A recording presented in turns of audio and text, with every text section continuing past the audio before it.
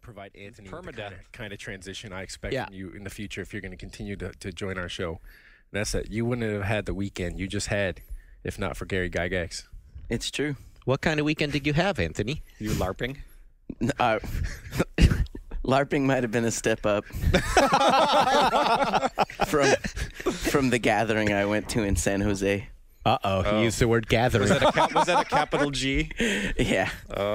My friends all play hardcore Magic. Like when I went to college, like my last couple of years in Davis, our house was known as the Magic House. Like with all the college kids, because they'd all come over to battle.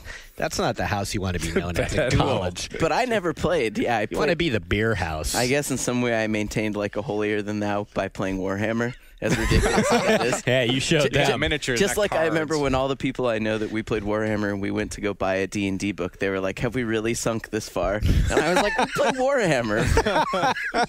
So guns versus swords. But yeah, we all got together in the South Bay and spent the night at my friend's house, and like they were like, just come hang out, it'll be really fun, we'll all get together. They didn't tell me that like the night before the tournament was going to be spent like just fucking talking gibberish about card stats the whole time. Did you bring your box of cards down there? I don't have cards. I don't even play at all.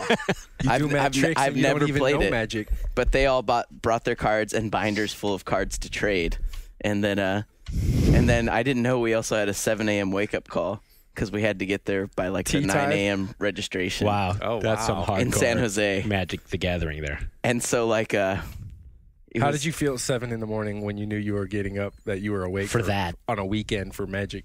I was really upset. What time do you get up for work? 9. So they were like, it's the worst. You know, if we do really bad, which they figured they were, it was only going to take like 2 hours and then we could hang out. And I was like, okay, I'll go. And so I drove out there with them, and as soon as we show up, like, you know, I immediately see like all the neckbeard kids and like 90 pounds or less kids. And it's in the same convention. What are those? It's in the same convention center actually that day as a religious revival and a cheerleader tournament. Oh, that's fantastic. That seems to happen. We need photos. That happened to us at BlizzCon. BlizzCon was right next to the Couples for Christ convention. That's right, Couples for Christ. And we were so sorry that there wasn't a big giant Diablo head in the front of BlizzCon just for them. But so you show up at 9 and everyone has to like register their decks. And then everyone walks around talking shop. Register your deck? Yeah, like with the judge. The rules. With the judge, so they know exactly like you have these cards, so you don't try and pull out like a card in the middle of a battle. So is this like airport security? Like they stop you and they take your deck and look through it? There are the judges with like the special striped shirts. That like I shouldn't laugh. To become a judge, you have to apprentice from another judge just to become a judge. Wow. Like. And is there like a ceremonial robe and stuff?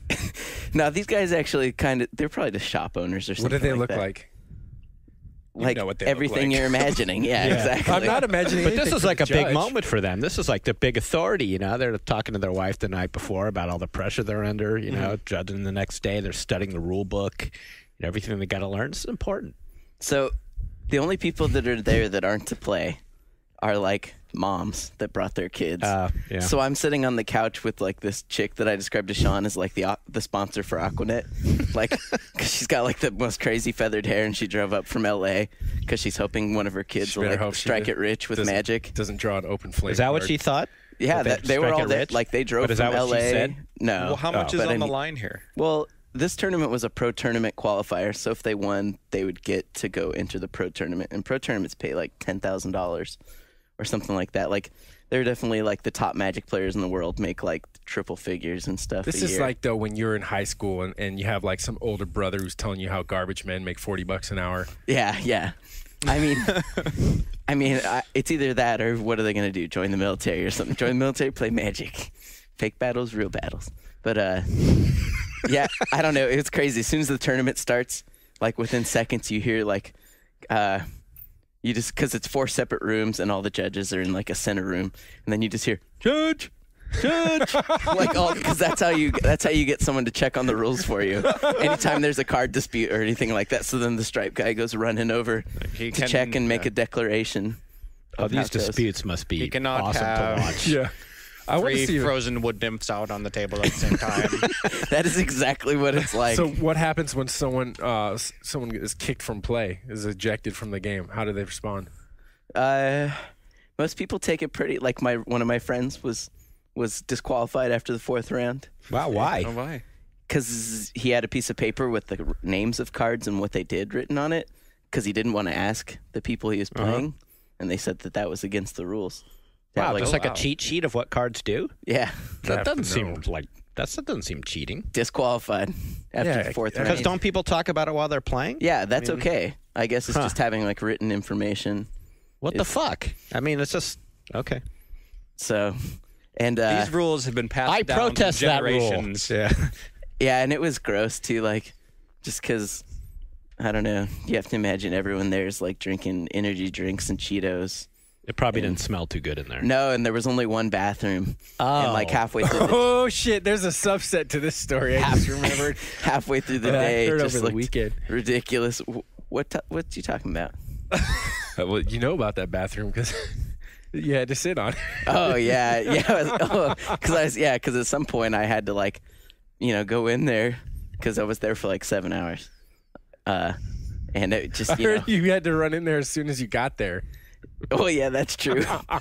You can't tell me any of this shit and expect me to not bring it up on the podcast. I had a little bit of irritable bowel syndrome going on. Just said you had a gut full of boiling magma on the ride there. That was causing you extreme pain. Yeah. So I had to run in there and beat all the kids before they got in there, fueled by Cheetos and Mountain Dew, spraying it. But by halfway through the day, it just looked like nothing but like 3-year-olds that didn't know how to hold on to their shit when pissed all over everything but the toilet. I don't know. Much like the duels of yore. Yeah. So what was the general age like there of the people playing these tournaments? 14 to 40. Okay, but mostly was it boys? Would you say? Or it was all boys. Actually, I don't remember seeing. But I one mean, girl. like as opposed to grown men, like Oh no, there was a lot of grown men there. Yeah. Mm-hmm. Yeah. I imagine. There's an alternate timeline where I'm there. Totally. Yeah. Yeah. There was a moment in college, like freshman year of college, like first week. So one of my floor mates, who I had latched onto because he had a Neo Geo, he was like introducing his Magic the Gathering cards, and I'm like, I've never seen this before, but my brain was just like started percolating. Like, you would be way too into this. Avoid it at all costs. Go away. Yeah, and in another universe, I succumbed and played Yeah. Magic the Gathering with him that day. Yeah, I learned how to play while here at Computer Gaming World because when they first started bringing out the first Magic the Gathering online games, so I got curious, and Robert Coffey and I learned how to play, and I totally saw it. I thought it was cool. I was completely into it, but I was way past the point where I would let myself indulge in an obsession like that in my life. Wizards of the Coast does make a World of Warcraft version as well. I do know this. Yes, I have a lot of those. It was huge in have college. I many of remember that. those. Like, actually, guy became one of my best friends my undergrad years.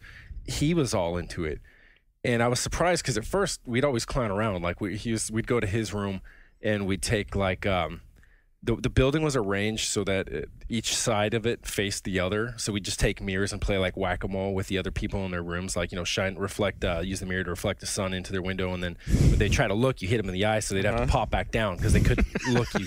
And then they try to sneak back up and get a look to see where it was coming from. But then you got to like hurry up and get them before they can see you.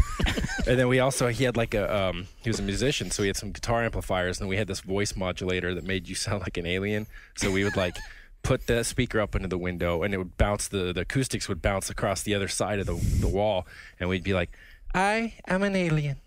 The thing I like best about Earth is its color. It was just like talk out there all night.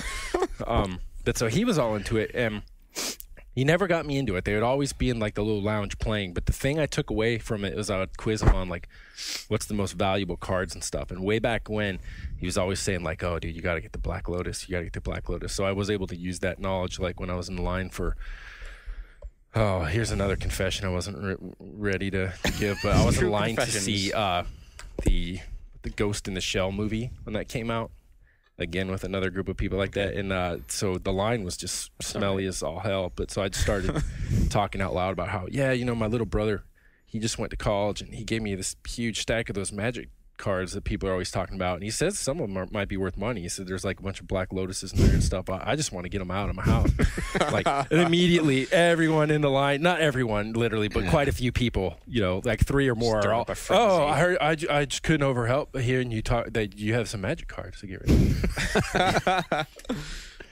So your one friend got disqualified. The other one's lost far too early on.